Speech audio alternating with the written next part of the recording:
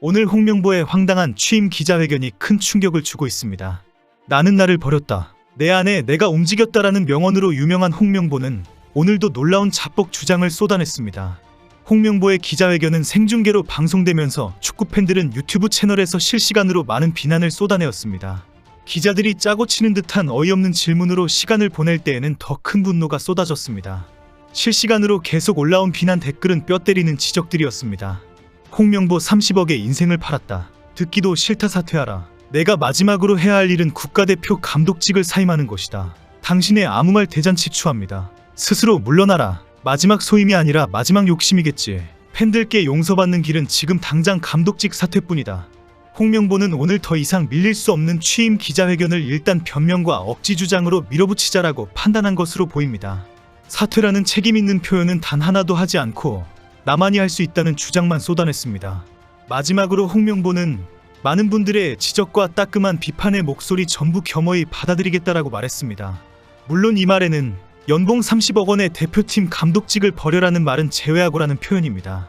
홍명보의 기자회견 내용은 쓸데있는 발언이 하나도 없었지만 오늘 회견으로 축구팬들의 분노는 더 확실해졌습니다. 실시간으로 중계를 한 축구 유튜브 채널에는 엄청난 분노의 댓글이 쏟아졌습니다. 댓글에 드러난 비난과 반응이 한국 축구팬들의 분노가 얼마나 구체적이고 날카로운지 정리가 될 정도입니다. 점점 탐욕스럽고 표독스러워 보인다. 거기다 시건방져 보이고 진짜 진지하게 자신이 숭고한 희생자인 줄 아는 것 같아서 어이가 없어. 이 탐욕 덩어리가 그나마 국민들 4년마다 좀 즐기는 거에 소금 뿌리네. 그리고 A매치 할 때 이 탐욕 덩어리에게 야유와 시위 부탁드린다. 입만 열면 절망이 쌓이는 홍명보. 이런 인간인 줄 몰랐다. 한국 축구를 위한 것이었다면 채용 비리를 수락하지 말았어야 했다. 이건 수사 대상이야. 홍명보야, 네가 아니면 한국 축구가 안 될 것 같냐. 이 오만한 인간아, 우린 실력 있는 감독을 원한다. 정말 21세기에 대놓고 채용 비리가 일어나는 현장을 전 국민이 다 봤는데 정작 채용자는 수락이니 희생이니 하는 개소리나 짚고 있으니 참 한심하다. 특히 기자회견에 참석해서 질문을 한 기자들에 대한 비난도 상당히 많았습니다. 간단한 질문을 하고 홍명보의 횡설수설 답변과 주장을 듣고 넘어갔기 때문입니다. 홍명보의 말도 안 되는 답변에 누구 하나 재질문을 하거나 뼈 때리는 반박을 하지 않았다는 것입니다. 달순의 라이브는 영상 시작부터 박문성 해설위원이 홍명보에게 단 한 번도 제대로 따져묻지 않는 기자들을 비난하는 발언부터 시작했습니다.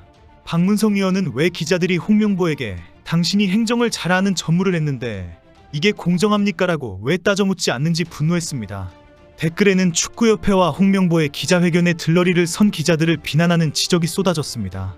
거의 축협에서 초청한 기자 수준이었다. 기자회견에서 홍명보에게 답변 적어온 용지가 몇 장이냐고 물어본 여기자 진짜 한숨만 나온다. YTN의 한 여기자가 홍명보에게 한 질문이 오늘 기자회견을 준비하면서 A4 용지 몇 장 준비해왔느냐라는 질문을 했습니다. 홍명보는 거기에 또 8장이다라고 답변했습니다. 정말 이런 기자들이 축구협회의 비리를 취재한다고 들락날락했다는 것이 확인된 시간이었습니다. 홍명보는 오늘 기자회견을 시작하면서 여지없이 앞뒤 문장이 하나도 안 맞는 발언을 먼저 했습니다. 적어준 것을 읽어보겠다고 시작한 첫 마디부터 먼저 국어 공부부터 해라라는 지적을 받을 정도였습니다. 제가 그동안 생각했던 것들을 평상시에는 제가 이야기를 했지만은 오늘은 조금 제가 적어왔습니다. 적어와서 제 마음을 좀 이렇게 읽겠습니다.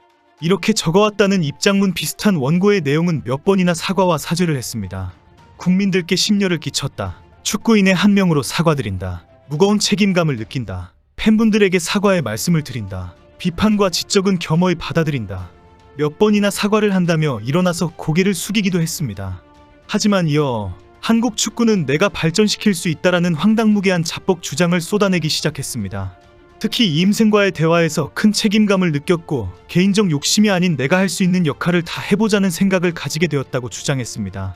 그동안 몇 번이나 나의 마지막 도전이다 라며 개인적인 욕심을 노골적으로 주장한 홍명보입니다. 갑자기 개인적 욕심이 아니다라고 강조하는 것이 놀라울 정도입니다. 그동안 홍명보는 자신에게 2014년에 월드컵 감독직 실패를 만회할 수 있는 기회를 달라고 주장해왔습니다. 노골적으로 손흥민 등 황금 세대를 이용해서 명예회복을 하고 싶다는 것을 밝혀왔습니다. 유럽 출장을 떠나기 전 공항에서도 황당한 마지막 도전이라는 표현을 사용했습니다. 쏟아지는 비판에 대해 지금은 대표팀을 어떻게 하면 강하고 좋은 팀으로 만들까가 가장 중요하게 자리 잡고 있다. 많은 분들의 걱정은 충분히 이해하고 있다. 내 인생의 마지막 도전에 많은 분들이 응원해주시면 감사하겠다고 대답했습니다. 한국 축구 팬들이 그동안 강력하게 비난하였던 홍명보의 개인적인 마지막 도전이라는 표현을 또 사용한 것입니다. 홍명보는 지난 울산과 광주 경기 후 가진 기자회견에서 절대 대표팀 감독을 맡지 않겠다는 생각을 바꾼 이후에 갑자기 2014년 아픔을 이야기했습니다. 결국 개인적인 이유와 야욕을 공개적으로 대면서 자신의 한을 풀기 위해 대표팀 감독직을 수락했다는 식으로 말했습니다.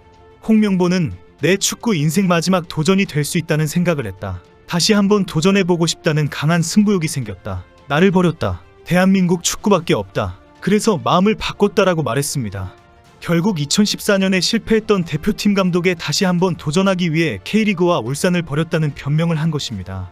오로지 자신의 명예회복을 위해 믿어주고 응원해달라고 주장한 것입니다. 울산 팬들의 분노를 바로 눈앞에 보고 한국 축구 팬들의 충격적인 반응을 보고도 어떻게 이런 발언을 할 수 있는지 이해가 안 된다는 비난이 쏟아졌습니다. 개인적인 아픔을 먼저 이야기한 것에 대해 많은 축구 팬들이 너무 이기적이다, 너무 뻔뻔하다라고 지적한 것입니다. 왜 홍 감독의 도전을 위해 K리그와 울산이 희생해야 하나? 얼마나 K리그와 울산을 무시했으면 이렇게 할 수 있나? 남을 밟고 시작하는 도전은 그 어떤 이유에서라도 정당성을 인정받을 수 없다. 박수를 받을 수 없고 지지를 받을 수 없다는 비난이 나왔습니다. 한국 축구대표팀은 오는 9월 5일 오후 8시 서울 월드컵 경기장에서 2026 북중미 월드컵 아시아 지역 3차 예선 팔레스타인과 1차전에 나섭니다. 시간이 별로 없기 때문에 문체부 감사가 빨리 결론이 나고 홍명보가 빨리 사퇴를 해야 합니다. 현재 2명의 유럽 코치의 면면이 공개되고 있기 때문에 홍명보가 없어도 아무 문제가 없을 것 같습니다. 전술 코치로는 셀라데스 전 발렌시아 감독이고 피지컬 코치로는 파코 디미구엘 코치입니다. 축구 팬들은 셀라데스 감독에 대해 홍명보가 필요하다라고 할 정도로 놀라워하고 있습니다. 1975년생으로 스페인에서 연령별 감독을 수년간 역임하고 2018년 러시아 월드컵에서 페르난도 이에로 감독을 보좌한 수석 코치를 했습니다. 이후 레알 마드리드 수석 코치와 2019년부터 발렌시아 감독을 지냈습니다. 당시 이강인을 지도하면서 챔스리그 16강까지 이끈 경력을 가지고 있습니다. 피지컬 코치로 선임된 것으로 알려진 파코 디미구엘 코치의 경력도 상당합니다. 2004년부터 2010년까지 리버풀의 피지컬 코치로 350게임을 치루었습니다. 이후에 인터밀란, 첼시, 나폴리, 레알 마드리드, 뉴캐슬, 에버튼, 셀타비고를 거쳤습니다. 미구엘 코치도 국적인 스페인으로 셀라데스 감독과 호흡이 잘 맞을 것으로 예상하고 있습니다. 현재 축구 커뮤니티에는 셀라데스는 대표팀 감독을 해도 이상하지 않다. 대표팀이 로또를 맞은 것 같다. 홍명보보다 셀라데스가 더 기대가 된다라는 반응이 쏟아지고 있습니다. 한국 축구는 홍명보가 없는 것이 더 희망적입니다. 홍명보는 진정한 자기 희생을 실천하면 됩니다.